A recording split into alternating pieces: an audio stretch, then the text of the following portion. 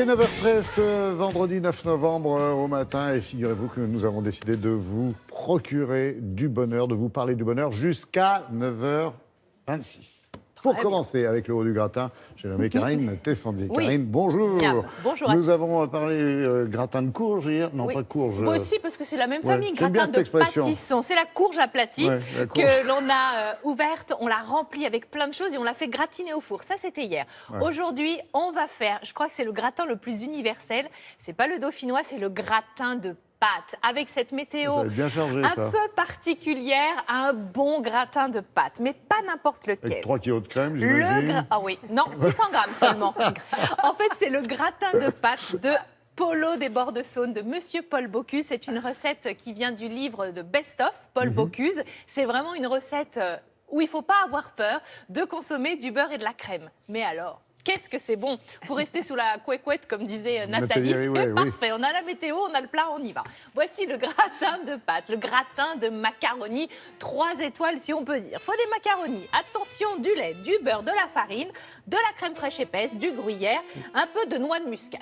Ouais. Jusqu'à là, Allez ça trop va. vite, j'avais pas le temps de Bon, prendre alors des notes. regardez bien, c'est pas compliqué, mais il y a un peu de manip. Là, c'est de l'eau bouillante salée. 500 g de macaroni dans 5 litres d'eau bouillante salée à 50 g de sel pendant 9 minutes. Ensuite, plus. là, c'est du lait qui chauffe avec du sel, 3 cuillères à soupe rases et de la noix de muscade ainsi que du moulin, 10 tours de moulin à pois. Vous allez égoutter vos macaronis qui ont cuit, je vous le rappelle, 9 minutes. Ils sont pas molles, hein.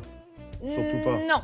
Ensuite, vous allez mettre le lait dans un grand faitout et vous allez mettre vos pâtes à l'intérieur. Vous allez laisser de nouveau cuire les pâtes dans ce lait assaisonné pendant 2 minutes. Vous égouttez les pâtes sur un récipient parce qu'on va récupérer le lait. Évidemment, pourquoi ?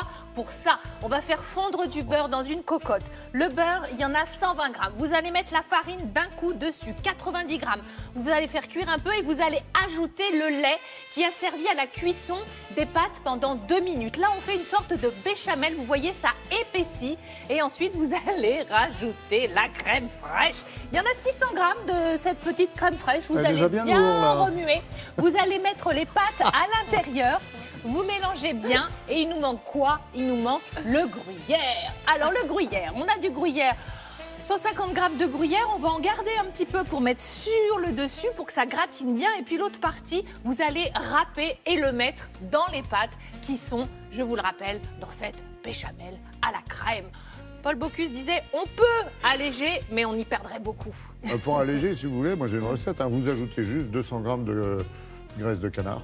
Ah, Non, oui, non, je plaisante. pourquoi pas. Allez, vous mettez tout ça dans un plat à gratin et vous va enfourner juste le temps que ça dort bien. C'est ça joli, en qui tout est cas. bon, c'est le dessus du gratin. Quand c'est bien gratiné, cassé à on fil. se bat pour manger le dessus. Enfin, je sais pas comment ça se passe chez vous, mais voilà, 30 minutes 180 et alors là, bonheur absolu. Vous voyez, ça friche-touille encore sur le côté, là, sur le plat.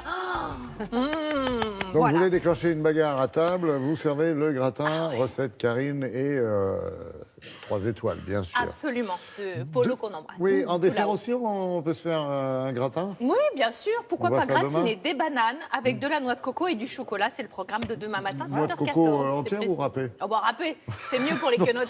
C'est jamais vous êtes prête à tout.